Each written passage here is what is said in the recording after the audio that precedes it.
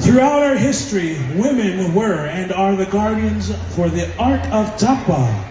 Tapa isn't just cloth, it's life-giving, nurturing, and protective, much like the role of women in the family and community.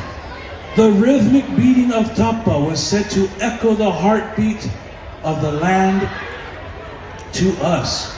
To show the strength, beauty, and grace these women have instilled in tapa to be passed down to many generations. The art of tapa is a thread to our past as Polynesian people. It is up to us to honor and to keep these traditions alive. Special thanks to Hinatea Kolombani for your guidance and the opportunity to learn about tapa through Tahiti's eyes.